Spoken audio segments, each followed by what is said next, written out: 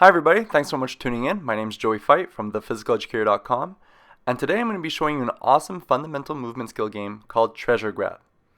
Now just to let you know, this game is available as part of the K2 Foot Skills unit that you can download for free on Open.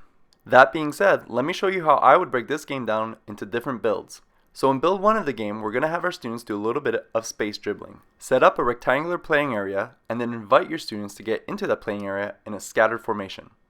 Once they're scattered in the playing area, give each student a soccer ball. On the teacher signal, students will begin to move around in general space, dribbling the soccer ball with their feet. Now this is just a warm-up round. We don't have to talk about the critical elements yet. We're just getting comfortable with the skill.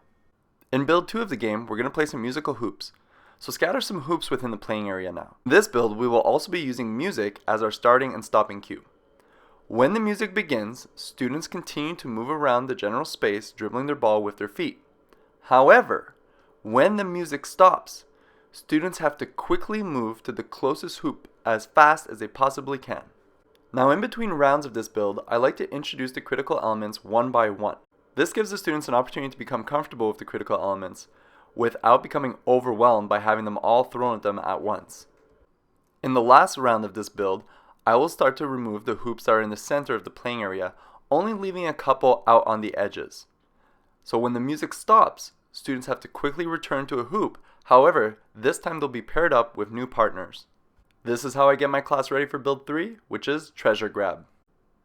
In build 3, the partners at each hoop will become a team, and I'll give them pennies so they can easily identify their teammates. I will also place some beanbags in the middle of the playing area. Now, on my signal, students will begin to move and collect one beanbag at a time, always dribbling their ball with their feet. When they've collected a beanbag, they bring it back to their hoop, and play continues until all the beanbags have been collected. In build 4 of the game, we're going to do some mini coach relays.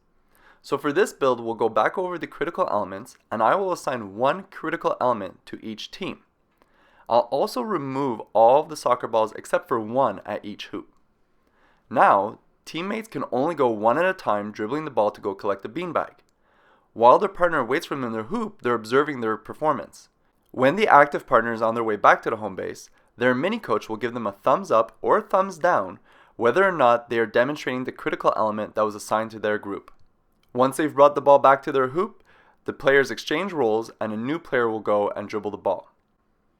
Before we move on to the next round, I'll rotate the critical element so that every team gets to focus on a new one prior to starting the following round. So that's Treasure Grab, a fundamental movement skill game that we've broken down into 4 builds. If you would like to learn more about Treasure Grab, be sure to check out the link in the description below to visit the game page on thephysicaleducator.com.